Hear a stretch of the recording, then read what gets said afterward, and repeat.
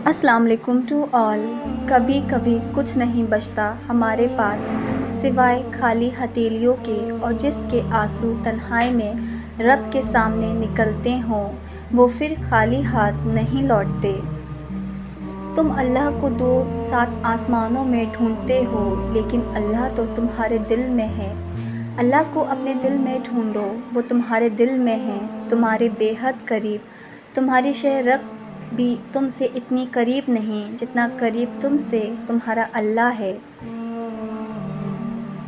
اللہ آزماتا ہے اپنے پسندیدہ بندے کو اس چیز سے جو اسے بہت پیاری ہوتی ہے، تاکہ اس چیز کی طلب انسان کو اپنے رب سے ملا دے اور وہ اسی سے امید رکھے۔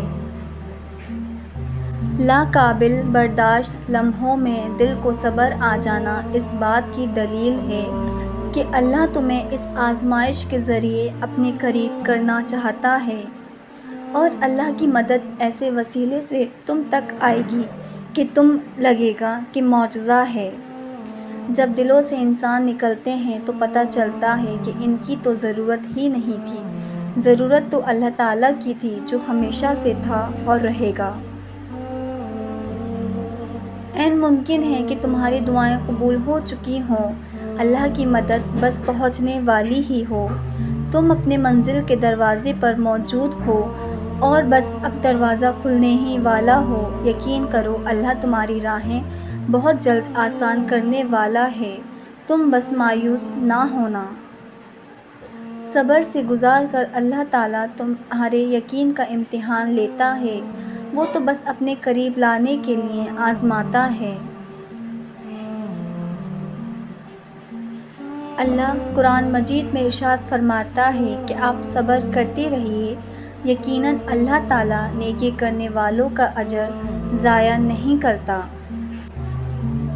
اللہ تمہیں بھی آزمائش کے بعد سب واپس لوٹا دے گا انشاءاللہ، ویسے ہی جیسے اس رب نے حضرت ابراہیم کو اسماعیل علیہ السلام واپس لوٹا دیے تھے۔ میرا رب انتظار کے بعد نوازتا ہے، جیسے یعقوب کو یوسف۔